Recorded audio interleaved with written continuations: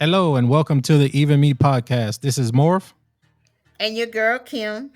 and today we have a special guest. Today we have Tony.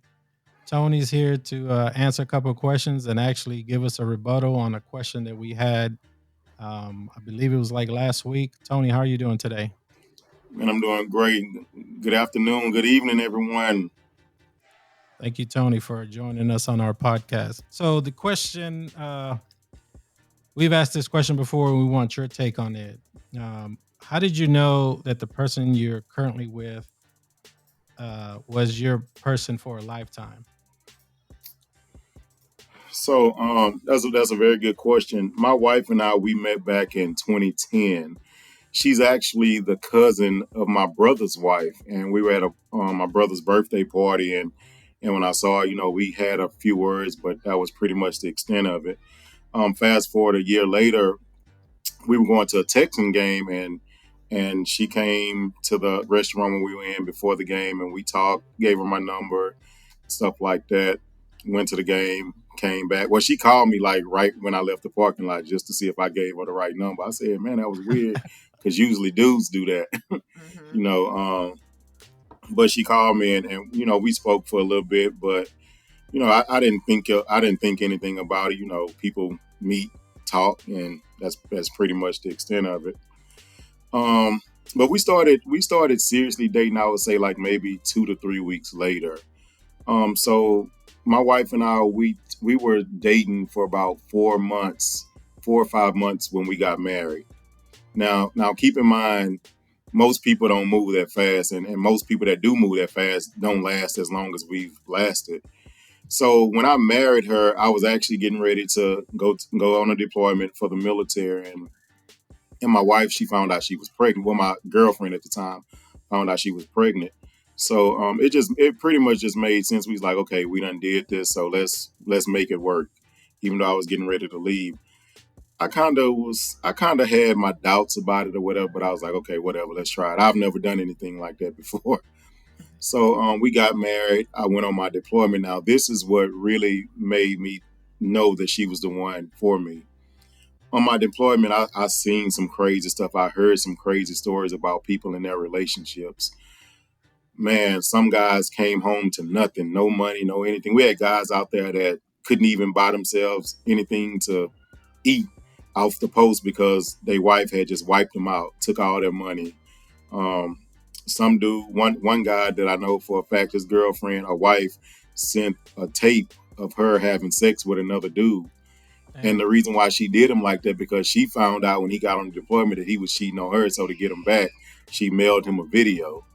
So it was like some wild, crazy stuff. And I can honestly say, like, my wife had access to all of my money, all of my accounts, all of everything. And not one time did anything happen. Not one time did a penny come up short or anything like that. So she really held it down. Even when I was on my deployment, I had to give up power of attorney for a lot of things because I just wasn't here to make any decisions. Mhm. And I trusted her with all that stuff, not knowing her really. But 5 months, you don't really know a person. A lot of times, you have to be with somebody for years before you even realize who they are. And it's like, man, what was I thinking 3 years ago? So to give her access to everything that I had, and to give her power of attorney for everything, she could have easily just screwed me over, and she didn't. And she didn't. So when I got back, and as soon as the day that I got back was the day that we closed on our house. I had to give a power of attorney over our house. Like, she made all of the decisions while I was overseas, and man, like, she really held it down. She took care of me, and I was like, man, because 5 months and she had access to everything and she didn't mess over me. I couldn't believe it. So I was like, man, I think this may be a keeper. So I know you're So, in the middle of your story. Oh, you want oh to say something, no, Kim? yeah, I'm gonna say something this time because Go it ahead. made it. This one sparked me. Because I wanted to ask the dude because you always ask. I always ask the female. So you said that you had doubts when you did. You question yourself, but did you do the right thing? What made you? How did you get over those doubts? How did you? How did you? I mean, I know she did everything by the book, perfect as a wife should do. But how did you get over those doubts in the back of your mind? Maybe she still could do something, or maybe not. I think with time, I was a little nervous first month gone. Like, oh man, what's gonna happen then with me hearing these stories a weeks in? It's like, oh man, so you kind of put your guard up. Not anything that I mentioned to her, but I had my Mhm. guard up. I was like, man, like, am I tripping? Did I trip out? Mhm. Stay prayed up and check my account randomly. And nah, Yeah. but I think as time passed, it kind of got a little bit easier for me. The doubts just completely went away. Mm. So my question was, you said 5 months. How early is too early? I know this is one question we had talked about in one of our recent podcasts. How early is too early to, let's say, move in or start trusting the other person? I really don't believe that there's a time frame. I honestly don't. I, that's a great question, and I don't have a definite answer for that. I can only speak for myself. If someone would have asked me, my wife and I have been together 12 years. They would have asked me 13 years ago, would I marry somebody after 5 months? I'd have hell no. Absolutely not. Like that's crazy. You don't even know a person in 5 months. So, No. but you have people who's dated for 10 years and got married and still got a divorce.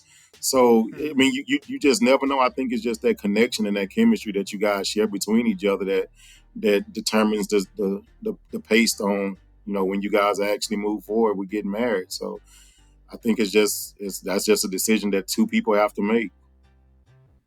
So besides her not wiping your bank account out, what else kind of you know clued you into that was she was going to be the person of your lifetime?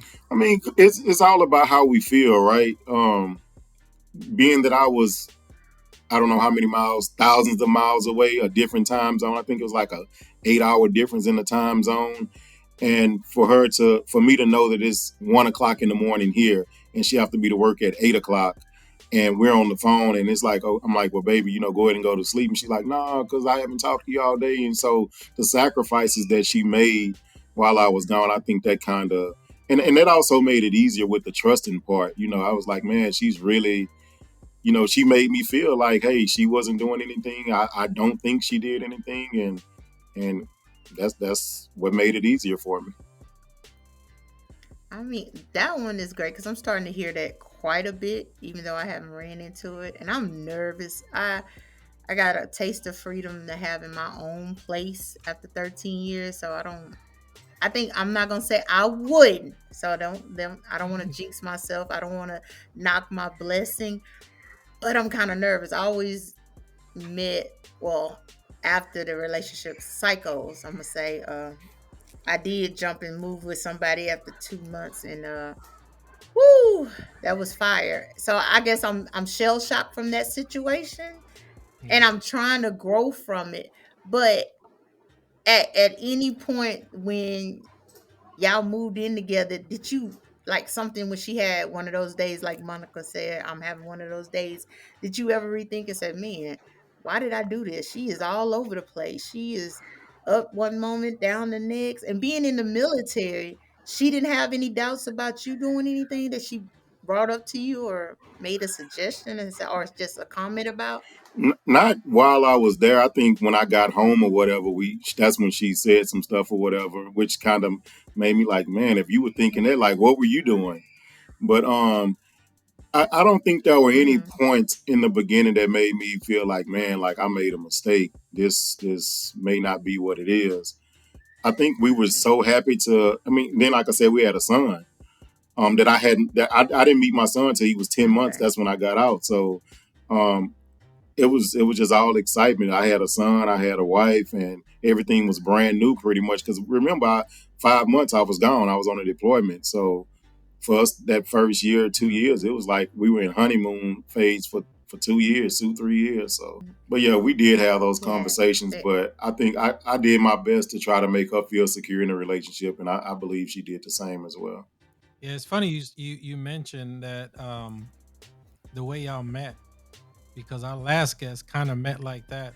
They went Mm-hmm. to a party or something and they met their significant other and been together with them what 27 years.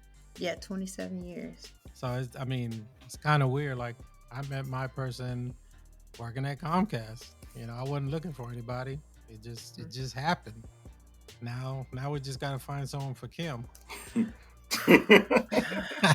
Yeah. I got you, Miss Kim. You know, She you don't want got me. Look, so tell no them what I wounded want. ducks. No wound. That's my thing. I always find the wounded ducks. So Tony, I'm not looking for the ducks that I try to fix up and patch, and because that's my history. Okay, so if you see a duck that's waddling a little fine with his little tuxedo on, that's the one I want. Not the one that's dragging his little duck webbed feet. Mm-mm. Hey, But help me, But you Kim. know Help some me, Kim. it's weird that you would say that because I mean we've had some conversations about things about this nature too. I don't know if you guys have ever heard of Kevin Samuels. He was like a YouTube legend for some people. But one thing that Kevin Samuels went viral on was talking to women and kind of like reading them their rights or whatever. You would have women like hypothetically speaking, and you may have a woman that's 400 pounds, three kids, three different baby daddies, and she's on his show saying that she want a man that's 6'2", six pack, no kids, and this and that. So sometimes, and even with that being said, because I've been in some rich people's homes. You know, I've seen some rich people's, and by their outside appearance, you would never know this. It's the people that's dressed mm, up in the tuxedos with the nice shoes and the shiny Broke. boots, and those are the poor ones. And but those are the ones that most girls go after. And I feel like that's why mm, a lot of times people get put in bad situations because, you know, you got this person who is appearing to be something that they're absolutely not. And so you're wowed by the this and the charisma and the style and all this mm, other kind of stuff. And you fall in love with that. You know, the sex is great and all this other kind of stuff, but you never really got a chance to know that person inside. And so yes, I think that's why a lot of women get caught up in bad situations because the guy that's dragging his foot with the raggedy shoes, and then he may be the best thing for you. You know, well, you just never know. I always get the messed up ones that once I patch them back together, they bite me. I did that, but yeah, you right because I said it a lot. Like a couple of relationships, I actually got in because the sex was good, and I had type this type. Mine's had to be over a certain feet. He had to be heavy set. He had to be chocolate. Had to have a beard. I mean, it had to have all that stuff. And then I'm like, I had all that, and it was the worst thing ever. I mean, I was like, I was in prison. It felt like Yeah, Yeah, I actually heard of Kevin Samuels. I know who you're talking about because he does like a live, and he talks to women and basically breaks them down because what they're looking for. And it's like, woman, you broke. Ain't no man gonna look for you. You got five different baby daddies. No man with $1 million home is gonna come looking for you. But and it's kind of like the point that me and Kim's been talking about. There's a show I watch. It's called Fresh and Fit Podcast, and he kind of he doesn't break them down like that, but he kind of brings them, humbles them, basically tells them, hey, you can't be looking for a guy who's a millionaire, 6'2", six pack, and all you do is you have an OnlyFans and you strip, or you have an Instagram and all you're doing is getting halfway Mhm. naked. That's not what he's looking for. He's looking for, mommy material or something like that. Someone who can bring something to the relationship. And that was one of the questions we were going to have for one of our podcasts. What do you bring to the Mhm. relationship?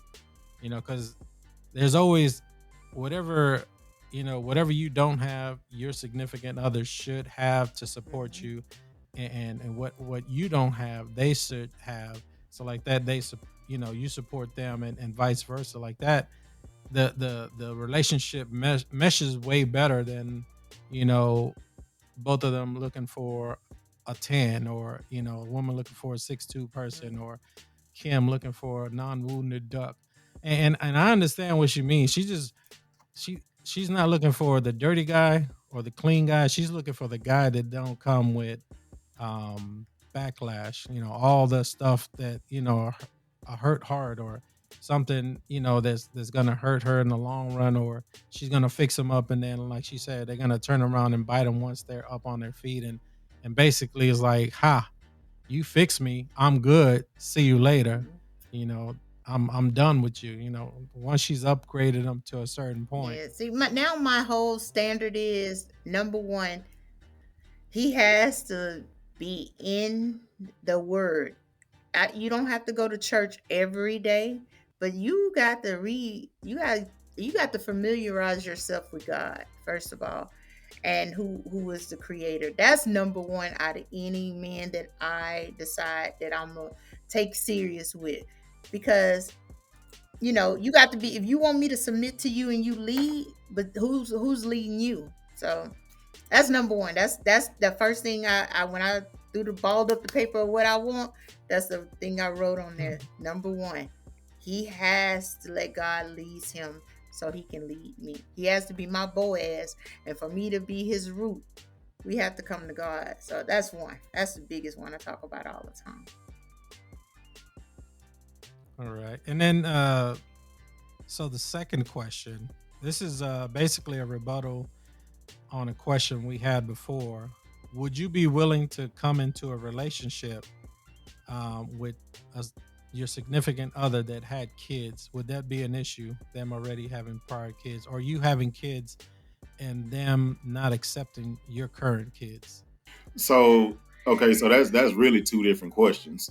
Because I mean, you Hmm. would know if they accept them or not, until you get in it. But to answer the first question, I would. I mean, I have 9 kids, so um, I mean, how could I say that I couldn't talk to a woman with kids? Matter of fact, if something would ever happen between my wife and I, my next girlfriend would have to have kids because I can't give her anymore.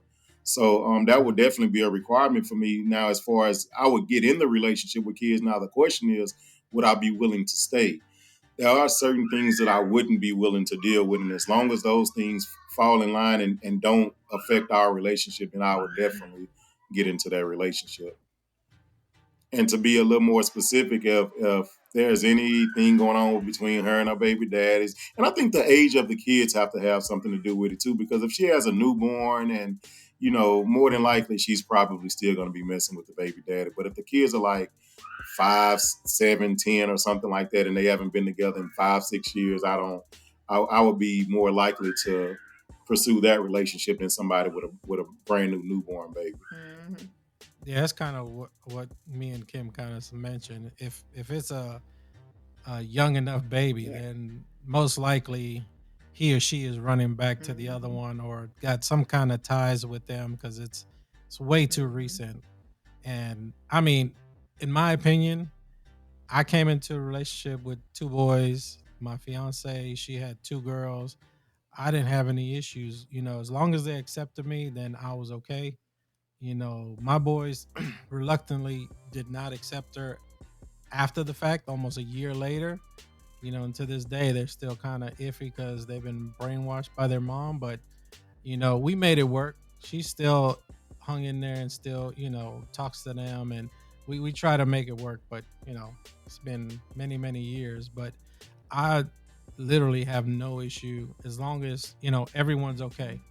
You know, she would have introduced me to her kids and they were like, well, this and that, then we'd probably have a long distance relationship and probably wouldn't have moved in together. I think it would have been a bigger issue at that point.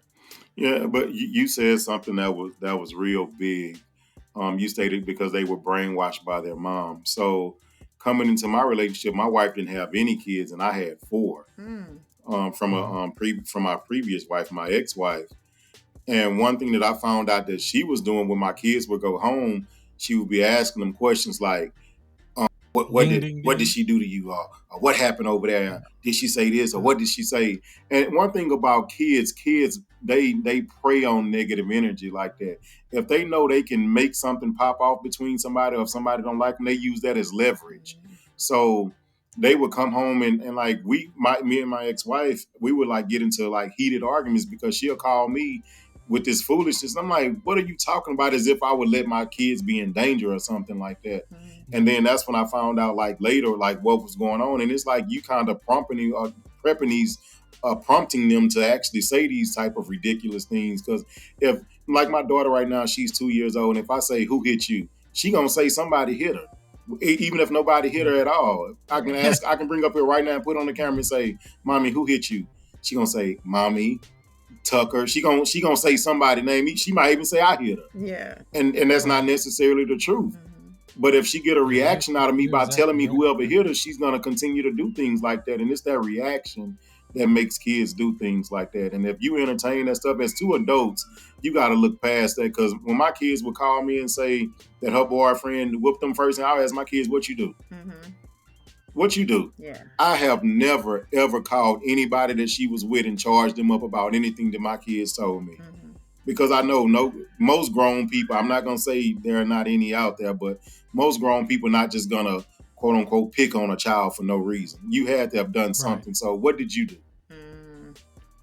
Yeah, and it's exactly what you say, because what happened with us, like I said, the first year it was all hunky dory. We were going out. They would come here, well, to my other house when we lived at that home, and they would, we'll be playing video games, we'll be hanging out. I'll take them to the park, and everything be great. And then within, I don't know, maybe 6 to 8 months down the line, all of a sudden I get this phone call, and she's calling me. She's crying and crying and crying. And she's like, my kids came home and told me that you were forcing them to call that other woman their mother and yada, yada, yada. I'm like, no, what I forced them to is say hi to her because we're in her house, and she walked in from work and they didn't even acknowledge her. I was like, you're in her house. You at least acknowledge her and said, hey, how you doing? And they get that from their mom. That right there, like I think I told Kim this before. Their mom can be face to face with someone and comes into their house and sits down in front of them and doesn't say a damn Mm. word. That is that I Rude. don't even know. Yes. Yeah, it's Yeah. rude as hell. And she's done it many times, and I tell her, look, you're in their house. You need to say something. At least say hi. I was like, just because that's, let's say my brother's house or my sister in law's house at the time. I was like, I'm gonna say it because I know I'm coming into their house, but she won't. She would just, cop an attitude and won't say anything. And then, going back to the story, I was like, look, you're overreacting. I've never told them to call her mom. All I said was say hello.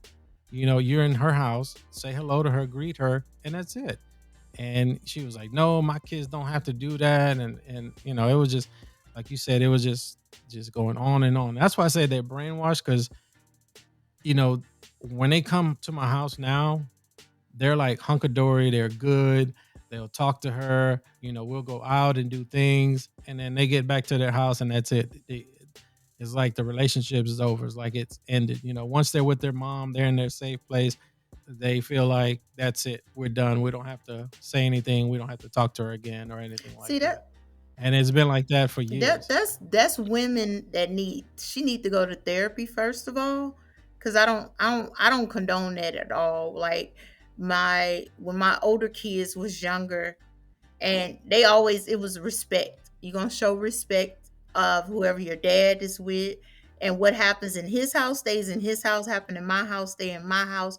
Long as they are not doing any inappropriate things to you, we're good. Yeah. So we never had that problem where we was going off on anybody or calling and having an issue or call back he said and she said you did and all this kind of stuff, because your ex is still caught up on that relationship with y'all, because she using the kids as a pawn.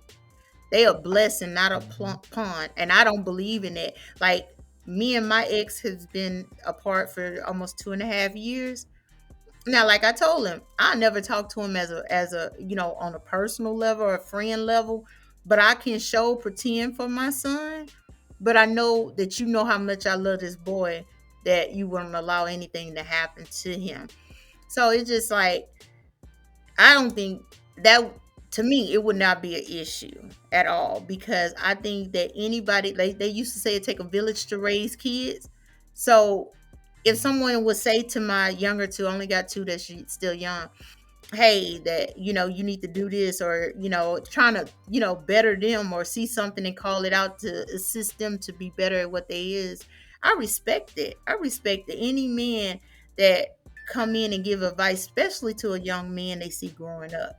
My older kids are like that. They never said nothing. 12 and a half years me and this dude been together. They never said anything negative when they walked in the house because we got the house Mm-mm. together. They respected him.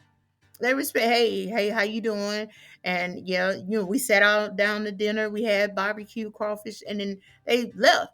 It was no issues because see, this is the thing women do. You tell your kids what's going on in your relationship. That's crazy. Those are kids. They don't Mhm. need to know anything that's going on in that relationship or what's going on between you and their dad. All they need to know is we both love you. That's it. And that's exactly what she did. That's it. Told them everything. I mean, from the times that, like, there was one time they took my whole tax return because I was behind. I think I told you the story, because I gave her money, and then we sold one house, and I told her just take the money as child support until they start, pulling Mhm. it out. And she went and told them, "Oh yeah, we got money from dad because they took his money and yada yada yada." And my son actually told me, he's like, "Dad, yeah, mom said that we're gonna go get some new shoes because we took your money." That's something he shouldn't even Mhm. know. That should just be money that goes into the bank account and she's taking care of them, Mhm. instead of telling them everything or tell them what's going on. And when a kid knows way too Mhm. much, I think it hinders the relationship with the other person because, once they know, oh, me and your dad are doing this and we're arguing because of this or this and that, they actually feel that and they take that against you when they shouldn't, because the relationship between you and your son or you and your daughter should be just you and them. Shouldn't have nothing to do with the other person at all, I Yeah, think. that's true. But yeah, you said some kids definitely have like a place. It's my wife right here. She can She join can in if she join in want. if she want. Yes. You want to sit down for a second? Yeah. That's one of the main things. Like, you definitely shouldn't put kids in grown people business. Like, that's, man. Once a child step cross those boundaries and stuff, it can get pretty bad, Real. pretty bad. Yeah, when they know too much is the worst thing. Yes. And see, that's the thing when me and my ex separated, it was like a conversation I had to have to the kids cuz I was like I came to them to apologize. I'm sorry. And and they was like, "Mom, you don't have anything to be sorry for. We love you." And I said, "I want you to love your dad the same way."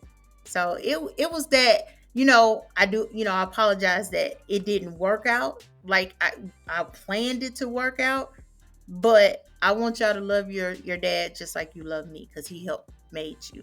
So that should be the Yeah, conversation I any think it's woman should have. I think it's just a bitter Hmm. person. I don't want to say bitter woman, just because of my situation, but it's just the bitter person syndrome where they feel a certain way because of what happened in the relationship. So of course they're gonna mention it to the kids and then try to bring the kids down. Like you say, misery loves company. So they're gonna try and do everything they can to make it worse. And I warned her and I told her, I mean, I don't know if she has a significant other by now. Probably not because she's weird as hell, but she, I'm sure that whenever she does have a significant other, my kids are going to act a certain way because one time we tested it. We met up for lunch, me, her, and we didn't tell the kids that it was going to be a surprise lunch.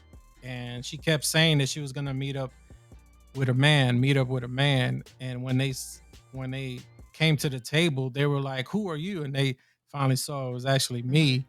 And they were like, "Man, we were mad because mom said that she was meeting up with another man and this and that." And I was like, "Yeah, I knew it was gonna go bad." So, do we want to ask Tony's wife that other question? Oh, Yeah, go ahead. so uh, So we didn't we prep you for did. this one. This one came from another Trust me, podcast. So we've had these discussions before. So here's the question: is there such a thing as unconditional love? I think so. And I think, marriage really tests that.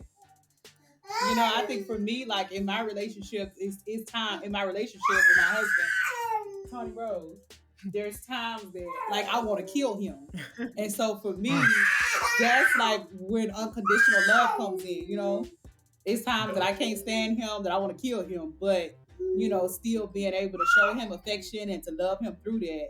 For me, like that's unconditional love. Yeah. Okay. That one, that's You want a rebuttal, no, Kim? I know. You got I something to think that say? too. I mean, I didn't understand it when the person that I was with told me he didn't like me. I was like, wait a minute, how you don't like me? He said, no, I love you, but there's times that I don't like you. At the time we was together, I think we was in that 7 year of our relationship when stuff started to shake a little bit, and I was like, what? And he was like, yeah, you can be the most evilest person. Like, man, if I was upset with him, I'm gonna eat. You're not gonna eat. I got the food, you just have to go make. And I'm gonna cook now. I'm not gonna not cook, Mhm. but I ain't gonna fix your plate. And I just turn and look at you, because he was so used to his plate being made and handed to him. But I was just that evil at that time. That's Yeah. what he called evil. And so he was like, yeah. Yes, I watch a lot of videos, and I watched a few. I forgot what it's called. I can't remember what the videos are called, but this guy goes up to a lot of people on the street and basically asks them how long they've been together and how did they make it work. And I'd say 90% of the people, they've been in a relationship over 30, 40 years, 30 to 40 years. And what they've said is they learn to love the person even when they hate the person. Reason being is because there's situations that you may do that will piss the other person off, but they still love you. It's just they hate you at that point because what you just did, and then you don't learn and you continue to do it. Because I know my fiance told me, "Hey, there's some things that you do that I dislike, and you still do it, and I'm still gonna do it because I do the things I do because that's how she met me." But if you tell me that it's going to be a deal breaker, then yeah, I'm going to change and not do certain things, or and I know with certain relationships, I mean, we've been together what, 10 years. Tony kind of hit it on the nail. He's like 10 years and haven't been married. So that's me. We've been together about 10 years and we haven't been married yet. So I mean, we're going to get married soon. I think all these podcasts are going to force me to end up getting married before the end of this year, I'm I gonna be the think. big flower girl, and they married. Can I ask you? And you don't have to answer if you don't want to. Why haven't y'all gotten married? That's what everybody asks. That's the question Everybody everybody asks him asks. that. So, I mean, I'm not gonna make no excuses. I've made excuses in the past. It's to me, and I feel just because she's never really said that it's that important to get married. She's never been married. I've been married once, and to me, I feel at this point we've been together so long, it'll just be a piece of paper at this point because we've got the joint accounts, we got the house together. It's like we're married. It's just we don't have the piece of paper saying it. And I mean, it. One of the biggest thing is she likes to go all out. So it's like originally we were supposed to get married in Italy, and because of COVID, that kind of fell through. And then we're like, let's do a destination wedding. Then we changed it. Let's just elope, and then we come back and have the family here in Houston, celebrate or something like that. So eventually that may happen. I don't know. We're going to Dominican Republic in June. I may go get, married in my country or something. I don't know. And then come back and, have all the family. I mean, I did what I was supposed to do. I mean, I went traditional with it. I actually called her dad and asked for a hand in marriage and everything, then bought her a ring and all that. So I did it the right way. I did it traditional. I didn't get on one knee because that was supposed to happen somewhere else, and COVID just messed up everything. But I don't think there's no real reason why we haven't got married, except I just feel like it's just a piece of paper at this point in time. I think if we would have been like 2 years into the relationship and we didn't have like the back and forth at any point in time, I think we probably would have got married and did a whole shebang or things like that.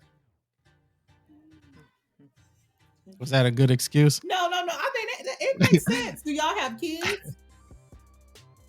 We don't have any kids together, but I came into a relationship. She had twin girls and I had two boys. Oh, Oh, So okay. I It's a mean, I blended met family. them when they were like 13 years old or so. So they 26 now. So really, we kind of been together almost 13 years. But it was like a couple of years. It was on and off. I was kind of wishy washy in the beginning. So are your boys grown See, too? Kim didn't know that. Yeah, my boys are. One is 21 and one is graduating this month. So he's 18 already, but since he was born in December, he graduates this May. Oh, that's great. So y'all are not gonna. So y'all are, won't even have like any kids in the house. Like y'all gonna be empty nesters. Ah, no, we don't have no kids. Our daughters moved out as soon as they were going for their masters. They basically said we're used to living on our own, and they moved out. I said, okay, don't you want to just save some money and get your masters while you're still here? They said no. I said see ya, and I started turning rooms into other things. So they got their own apartment. Look, I'm okay. Uh, I got fixed, so I can't have any kids anyway. But I told my fiance, if you ever want to have kids, they at least have to be above Happy Meal age, like 7, 8, not waking up in the middle of the night. I don't need to be. I did that already, 2 times back to back because my boys were like 2 years apart. I was like, nope, let's not do that. But she's okay with it. We travel a lot, so to us is no point of having any kids. That's why we don't have any dogs either. Because once you start traveling, like we travel every year, so it's like I don't want to look for a babysitter. Mhm. I definitely don't want to, put my kid in that, in the plane and have the crying baby kid, or anything like that. I can't do it. I get embarrassed myself, if the kid starts crying. So I'm like, yeah, I don't want to do it. I don't know how you feel about that. How do you feel about taking your kids on? I mean, I know somebody who has a newborn. Well, not newborn. They're twins and they're like less than well, I think they just made a year and they took them somewhere and I think it was the worst thing. I think they took them to Disney World and I Yeah, we think did that. it's they don't enjoy it. yeah, I think like at a certain age, like Yeah. my 2 year, like we cruise a lot. Like we cruise, we take 7, 8, 9 cruises a year. Dang. And I know like Yeah. last year, Damn. yeah, last year we took the boys Where on the hell do 4 y'all go? cruises. Um, Yeah. and so but they're older though, so they have their own room and everything. So, but my Okay. daughter, because the boys keep asking me when we're gonna take Tony Rose on a cruise, I'm like, when she get older, like I wouldn't. She's 2 years old, so well she will be Yeah. 2 next month, and I couldn't. No, I'm not taking her on a cruise until she gets older. So I think Yeah, it's all because about the age. Yeah. a lot of kids they don't And then like they don't traveling. remember. Then I the need ears credit for pop. everything. Yes. So Huh? we You need. took 2 summers ago. We took all the boys to Disney World. But at Yeah. the time they were 5, 6, 7, and 9. Mhm. So it was good. It was pretty good. I think they were old enough where they'll remember. Because I always say that when we talking about, I don't need them to be like, "Oh, well, I don't remember where Mhm. we got." I need credit for all of that. Yeah. So that it's kind Yeah. of my Yeah. selfishness a Yeah. little bit That's too. Like I want her, we want her to be like old enough where Mhm. she'll remember it. Mhm. But the yeah. cruising 'Cause has been I really believe it's a good. waste of money taking a Yeah, two and they year don't old remember. to The Disney cruising World because has they're not been going to remember anything. Yeah. The cruising has been particularly good though because they have like a kid camp that's included with the Okay. price. And so we still get, a long time. And the kids, they like to go Yeah. to the camp. So that's been like the best method for vacation for us and the kids. I mean, we do like Great Wolf Lodge or like Kalahari, like the little water park Mhm. resorts. But really the cruising has been like the best one. Yep. It's weird because I travel a lot and I've only been on one cruise. Mm, and like I've been like everywhere, like Curacao, Dominican Republic, where is it? Where I just went to Barbados last year. It's we go everywhere, but cruising is not the thing. What you gonna say, Kim? I took waited till the kids got older. We waited till they got older to take them on a cruise because the water. We didn't know how they was gonna act. So I think our son, You really can't feel the water on my on a first boat. If look. you do like the little small fishing Mhm. boats like I go on, See, the first yeah, time I was on there, I felt it's that I had to take horrible. the motion sickness pills the first For day, and then real? I was good. My first time on there, but yeah, we waited till he got like I think Chayton was like 7, and we took him, and he yeah he That's a good remembered age. everything. So this year I want to go. but I'm being selfish and I don't want to go with them. But they do their own thing because of the camps and to go get their own food. But Mhm. I'm being selfish. It's for me. So I'm gonna take y'all. We're gonna go to Six Flags. The beginning of May. That's y'all little trip. So I can get the cruise by myself. So, but yeah. It's All, All nothing by wrong with yourself, not that. going with Alabama, anybody I else. am single right now. I got to enjoy it. Like I Yeah. said, 13 Hmm. years. I haven't had my own bed for 13 years. So I'm happy to have my own bed, to enjoy myself, to know myself. Yeah, yeah. So Are you recently single? 2.5 years. It's gonna be 2.5 years next month. Oh, okay. So Okay. That's not it's recent. recent enough. So I mean, I guess not. And when you over a person, people's like, y'all was together for so long, but the last year was so petty. We was so petty that we knew it was over. Because I mean, we didn't want to sleep on the couch in the other room when the older kids move out. It was nothing but a chair in that room.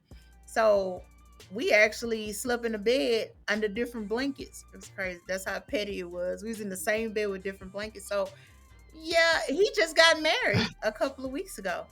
Oh, so how long were y'all married? We was together. We never did get married. We did the 12 and a half years, the wedding dress and the ring, but we didn't get married. I had my first marriage. Mm. I was married 10 years, but this one, we didn't go there because stuff started going crazy. We got pregnant with my son almost immediately after we got together. It was just the ups and I started seeing like I'm on a roller coaster with this dude. These emotions are not really good. And so Mm. we bought the dress and it just been sitting there. I still got it to this day and the ring. But I was happy for him. I'm glad because I think that he needed somebody to match his Mm-hmm. cycle, or somebody that was harder to take the stuff. But people's like, why did you find out about your ex? I didn't find out. Somebody just said on, did you know he got married? I was like, congratulations. I have nothing against it. I Mm. wish him all the best. So that's the thing. I was like, I don't want to curse myself because I was like, I don't want to ever be married. I want to be single for the rest of my life. I was like, nah, that's not what God has for me. And whatever he has for me, he got to show me. They got to knock at my door and say, Kim, Jesus sent me to you to be with you. But that's how it had to come pretty much for me to be. Because I right now I'm just like letting it, trying to get back, know myself, get closer to Mm-hmm. God. Then I need to be real close with him because I don't try to fix and put shit together. That's I'm the worst at trying to put stuff together. I'm So I got a question for hmm Tony and his wife. I think you made Oh me my forget god. it. Hold on. Let me see. So okay, here it goes. So when you guys argue, because every couple argues, how long before you guys reconcile? Not even say I'm sorry, but you just go back to normal, like nothing ever happened. Well, for How long me, does it take I for you don't guys? I don't stay mad long. I don't She's smiling. like we arguing and I'm done with it. Once we say our last words, I'm done. Hmm. Now her on the other hand is different. Yeah, that's why I was laughing. I'm working on it. It's a lifelong journey because I am a grudge holder. Ooh. And I've gotten better, but like the old me when we were like newly married, I would like not talk to him for like a day or two straight, like not say Mm. anything Hmm. because I would be like that upset and like, holding on to the situation. Hmm. But Yeah. I'm working through. I've been to therapy myself like a couple times, personal therapy, and we've been to marriage counseling a couple times. And so I've kind of working through being able to let things go. Hmm. I try not to let it linger the way that I used to, but I'll be honest, I don't have the time down as much as I would like to. I would like to, kind of let things pass. We discuss it, it's over with, it's resolved. But, now I'd say it's maybe like, maybe an hour, something like that. Hmm. It's way better than like a day or two, but it's still not where I want to be. I would like to be able to just, Most women, I don't want to say they hold a grudge, but they need closure when they argue with the man. And I know this because I'm a big person that if we argue, and I'm not gonna continue the argument. I'm just gonna walk away and let you just keep talking, and then my fiance would be like, well, you started this, or you wanted to talk about this and you just walk away, and she'll be upset for a few days. I mean, she'll still talk to me because she Mhm. has to, because we normally do everything together, and we always, any project that I do, she wants to have her input in it. So she's gonna talk to me, but it's gonna be like just about that and nothing else. But I think more women tend to hold that. It's not so much a grudge, but they want that closure. They want the man to say, "I'm sorry, I did this," and I think let's just it's move the on. emotional part of us too. Mhm. Women Yeah, are very emotional, Yeah. yeah, and not that it's an excuse, but I think it's that emotional piece in us that wants closure, that wants some resolve to the situation. yeah. Because I think that's what happens with us a lot too. And Tony be thinking he's over with, and I'm like, nah, this ain't over. Mhm. Like, well, so what is the solution? Like, are you going to apologize? Like, what's going to be the resolve to this? And in Not when his I walk mind, away. That's the the Oh, resolution. see, I before I get mad, this is what I've learned being back in therapy. I asked a question first. Hey, so what did you mean when you said this? So I'm analyzing, hey, hmm, did you mean this when you said, because I'm playing Matlock right now. I'm putting all the facts and everything together. Huh. So you didn't answer that right. Now I got an attitude with you. Cause now and then that's when I'll let it go for days trying to put this puzzle together to ask the question. And then when I finally kind of get what I need, oh, I'm mad now. Like I'm gonna curse you out. I'm mad. And then I'm gonna be like, I'm done with it. After I didn't curse you out, I'm good. I got it out. We can go back and being friends after that. But I'm gonna put this Matlock I case together. Hey, I just wait a few not. days. It eventually she'll start talking to me, and we'll resolve it one way or another. It'll just come to an end, even though I haven't said I'm sorry, unless it's something I did and it was stupid. Of course, I'm going to say I'm sorry, or apologize, for what I did wrong. But if I don't see me being wrong and we're arguing about something that I was right, I'll just let it just keep going until we both just start talking normal, like nothing ever happened. It happens, one day later, we'll go out together, and that's it. That's the end of the story. We'll just continue like nothing ever happened, and I, the argument, I think that's one stop. of the. I think that's one of the biggest things right there, the right and the wrong. Mhm. Because sometimes it's a fine line between what's right or who's right and who's wrong. And I think sometimes Just say it. Women always think they're right. You right, can say it. yeah, men too. Mhm. but it's like I No, get even frustrated. when we're right, we're still wrong in a woman's eyes. Just, I Right. mean, And that's what gets be honest. frustrating to It me it when happens. that's what's frustrating to me when I present you the facts. And it's like, how could you Oh, they don't not want to hear see it. that you're wrong? And it's like, I don't know, and I get so frustrated. That's why I'm like, okay, I'm done with it. And I'm done. I'm through with it because it is not going to do anything but escalate into something that's going to get out of control for everybody. So that's why I Yeah, just something small just But turn what into something what kind even of petty. upsets me sometimes because I'm like, well, is it more important for you to be right, or is it more important for you, not to cause this argument? Like, do you want to be right, or do you want to like help your relationship thrive? Like, it's I like, is mean, it really that important to be right? but sometimes it's not the fact of being right, it's just knowing in your mind that you're 100% right, and you remember it the way it happened, and that other person's like, no, that's not how it happened. I remember it word for word. But because like, I'm not good with names. Like, you said your name when you came on camera, I can't even remember it. I'm not good with names, so it's like certain things I can't remember. But if I meet you more than once or twice, then I start to remember your name. But certain things, like the way my memory works is it's like a video just replaying, and I can remember step by step what happened during that conversation, and I know exactly. So that's why certain times I know I'm 100% right, because that video just replays it, and it's in my mind, and I know what happened. But yeah, if I can't remember, I'm just gonna drop it and be like, the hell with it. I'm I not don't gonna remember. Yeah. continue to argue because I can't remember it, so I'll just leave it Well, alone. see, I just make it seem I'm the like I'm type right, of and I'll person, just walk whatever away. you say, I remember it to the T. Because I, like, so called my friend that I'm dealing with, be like, no, I didn't say it that way. I said, well, okay, on March 31st, you said at 3:45 this way. And this is what the conversation was surrounding, and this is the way you said it, and it's not like that. I mean, that's what I go back to. That's always my problem. And I was told by somebody else I put people on trial all the time. I'm trying to work on that. Really trying not to. That's why.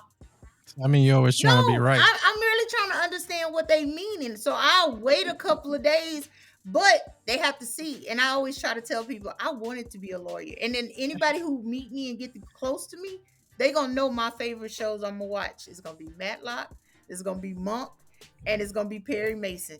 Those it. I wanted to be a lawyer Those so are bad. old Yes, investigators. But I thought you were gonna I say could like see Law and though how Order. that could be not off-putting or like intimidating to a man, but I could see that a little bit because it's almost like it's a fine line between like holding a person accountable mm-hmm. and like Yeah, battering and you gotta them. watch Well, I what you should say say. Yeah, battering, but That's like you better. said, like being like interrogating Yeah. them all the time yeah. because it turns into like the whole mama type syndrome. It's like and men, well, men and women like have difficulty dealing with Mm-hmm. that. So it's a fine line. It's not saying that you can't hold anybody accountable. Mm-hmm. But when Yeah. everything is like always an interrogation, it's like, oh, am I gonna get in trouble or something? I could see how it could make a person feel that way. Yeah, I have that, and I was read my rights. It was like my supervisor told me. That's who. Nobody has ever told me that. He was the one that said, "Kim, you put people on trial. You know that, right? You gotta give people grace because you want grace. So give them grace." And I'm trying my best, but don't say I'm, mixing things up, or I'm in my head, or I'm taking stuff and turning it, because I'm gonna read it to you. But I try to hold it in. Jesus, I be sitting there rocking and be trying. It's hard, but to change something after turning 47, changing that to go back to like 16, like trying to break that pattern that you've done for years. So yeah, I mean, my ex wouldn't say nothing. You gotta pick your I battles. do, but don't. You can't win every battle. Like I know there's certain things I can win on, and certain things I can't. Like stuff coming to the house every damn day from Amazon and all these random Abercrombie and all these companies is gonna happen. But I know that out of 20 things that come, maybe 10 of those things go back because you're shopping online. So I just pick my battles. I know eventually half of that stuff is gonna go back. So I'm okay with it. But I just tell her, hey, just watch the spending. Let's not go overboard. We got 50 projects going on since we bought this house. I mean, we've been in this house going on 3 years now, and there's been a project every month so far. Since we moved in. I mean, we didn't move in till like 2 months later because we gutted out the whole house, and I'm like, just we'll buy something, and then like let's say we buy a couch, and then 2 months later it's like, oh, I don't really like this couch. It don't really match the room, and that's it. Mhm. That's it. I sell it, and I just go buy another one. It's like, okay, now what are we gonna do? Same thing over and over. The indecisiveness. Mm. Yeah. I mean, we redesigned the house a few times, so it's like, yeah, you can't have a designing women. Yeah, see, but that She's laughing. yeah, that's I think I'm kind of like that. Is at first when I started like dealing with uh people, I didn't know what I wanted. I want a relationship? Did I not want a relationship? I know what I deal with. So I was kind of, I had people all kinds of ways. So now I know I had to say, yeah, I don't want to be in a relationship if nobody can respect what I got going on, because I got school, other ventures going on. Because when you in a relationship, that person becomes number one, and I don't want to do that right now again. So I was indecisive just about what I wanted to do, but I know I want to find me, and I want to be, I ain't gonna say 100% whole because there's not a 100% person. I want to be at least 50%. And once I find that person, so I'm trying to just walk that road by myself and do what I need to do. But I did want to ask, and I did want to bring y'all on again about being, everybody has talked to recently has been married to somebody in the military. Half of them are divorced. Half of them are still at 20. The last one we had on 27 years of marriage. How difficult is Hmm. that? If I used to have an issue being away from my significant other a day, so y'all months away from each other. So I definitely want to ask those questions. Was it, Tony said what, 8 months the first time, the first Yeah, it deployment? was about yeah, it was about 8 9 months. And what really made it difficult, I was pregnant. Mm, So he didn't get to meet. I was like 8.5 months pregnant when he went on the first deployment. And so he didn't meet our oldest son together until he was like about 9 months. Um, so yeah, it was difficult. If you could imagine like being pregnant, it was my first child. And like now my husband is leaving, like right before I have that couple weeks before I have the baby. I mean, thankfully I have a very supportive family, so they really helped me out. mhm. But it was hard. It was real difficult. It was really hard. I imagine. Yeah. Tony didn't want to help. He made sure he Hey, got deployed. He didn't have trust to me, wake it up in the wasn't middle of the planned night. like that. It just happened like that. That wasn't the I've been plan. through that. Yeah. Wow. See, and everybody I've talked to is now. I've never talked to more couples that's been in the military or raising kids with a military man or female. I mean, it's been so recent now. So now I'm like, is that I used to run from military people, but I see some people make it work. So Yeah, I think you can. I'm sure like it's challenging. I mean, we've only went through one like longer deployment like that. The rest were like kind of shorter stints. But I couldn't Yeah. imagine, people going through several deployments. And it's hard. You just have to, trust both parties. And sometimes, some people are not always faithful, while they're on deployment and that kind of thing. And they, they're with these people every day, and they, mhm. make relationships and fall in love with other people. And, unfortunately, how do you go back to your other life when you've been with this person every day for like a year? Now y'all, they really almost have like a whole family. They're in love with each other. Mhm. So it's almost like, what can you do? It's Mhm. funny you mentioned that because I actually had a friend um, who his wife basically made him get deployed. Made it seem like they needed money, and made him get deployed many times because she was having relationships here Wow. locally. And I think one time she even went to it, the extent of wanting to buy some land and met up with the brother-in-law with the other guy looking at land, Oh, but she she was left him in the bold. car. But yeah, yeah. Yeah.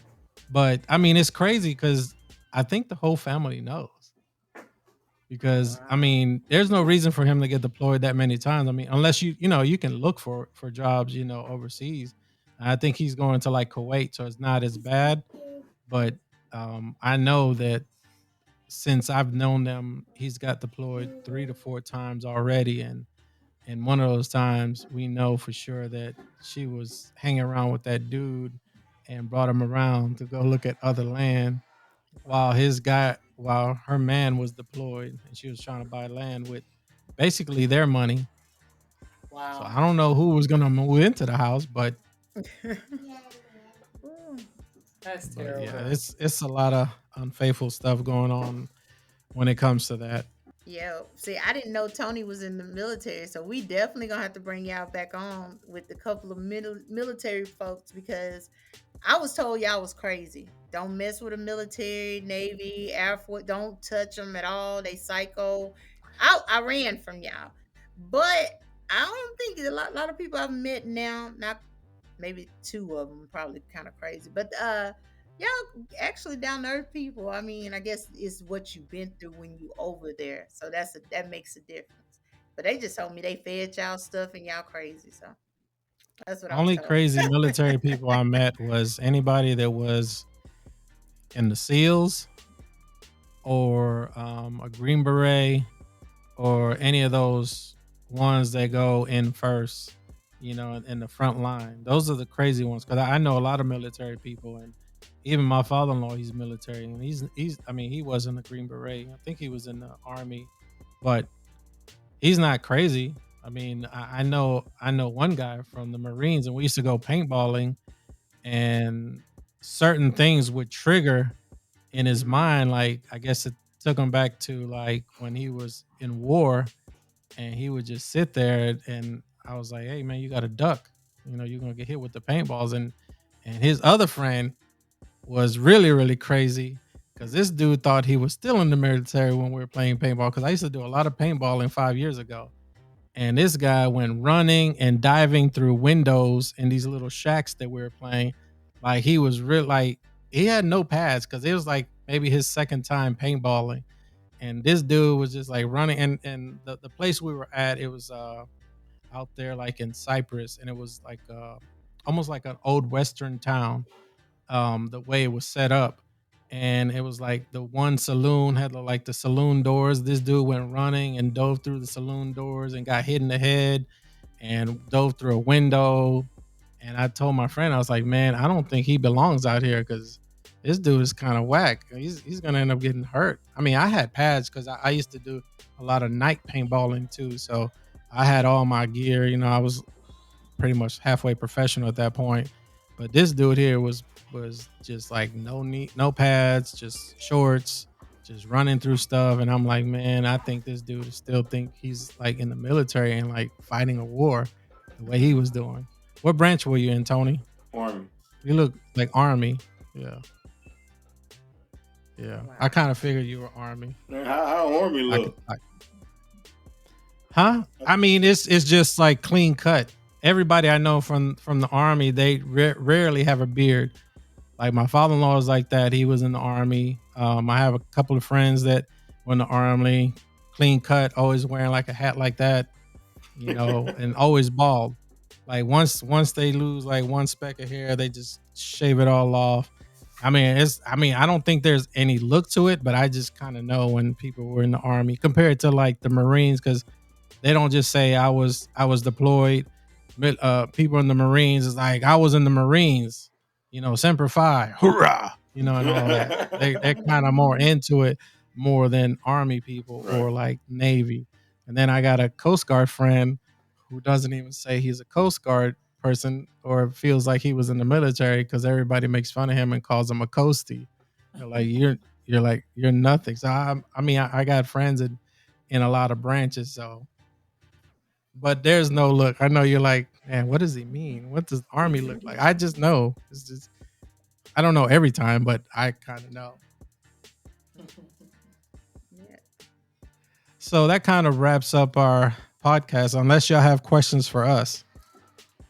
No, I don't have any questions. I definitely thank you guys for welcoming me to the podcast and let my wife come in and sit with us for a minute. So we'll definitely have to get on some more. I told them that we do used to do podcasts and stuff too, Yeah. and man, we've had some crazy conversations and stuff. So Mm. definitely not out of our Yeah, the more element, and people we we have definitely join open. the Yeah, we definitely love to come back. We have kind of unique scenario. We have a blended family. My husband's been in the military. We're like 10 years apart in Yes. age. So we have a lot of, Mhm. we've been through a lot of things, through our relationship. And so we kind of have a Yeah. lot of experience with a lot of things. As long as it doesn't make y'all fight, On I'm the good with it. camera. Look, when you get off, y'all just No, it's just I've had that before because I had another podcast I was doing, and the person I was interviewing, I asked certain questions, and like 2 days later, the wife would like reach out and be like, "Yeah, I don't think we're ever coming to the podcast because, we started speaking too many truths, and it kind of messed up the relationship." And I'm like, cool, or they said something that the significant other never knew about, because they didn't have like an open relationship. So I figured something would have happened, just let me know. Just Yeah. tell me, hey, We're cut that like out. we're really open, both of us, because we always feel like, if our story is like a testimony to somebody else, it might be another couple Yeah. that's going through this and like, no, we get a divorce, like, this is over with. And then sometimes you hear of a Yeah. Certain couple, you hear topics of can another cause a story and hear divorce. how they got through it. We always see like our situation as a testimony, and we've been through a lot of stuff, and neither one of us are like embarrassed. It's like, yeah, we went through it, Yeah. and we still here, and we still going. Yeah. I mean, because you can also look at it like these podcasts can also be a form of therapy, Yeah. because if you guys can say something that That's I can apply to exactly what I was myself, or telling we say Kim. something that Yeah. someone else can apply, it's all love. We all Yeah, helping because each other it's out. always good to yeah, it's always good to hear like different sides, like my opinion, Kim's opinion, y'all's opinion. It just as long I mean, everybody has an opinion. As long as you let people express themselves, that's what the podcast is for. Because I don't what you said, I'm not gonna say, hey, that's wrong. That's your opinion. You dealt through it, you've been through it, but your point of view is totally different than Kim's and mine, because my point of view is what I've been through. Hers is what she's been through. So you'll never hear her say, no, that's wrong. Yeah. Never. Unless we can have rebuttals, kind of like what we had today Mhm. when we spoke about the children Mhm. and in the podcast and things like that. But well, thank you very much for coming on the show. Yeah.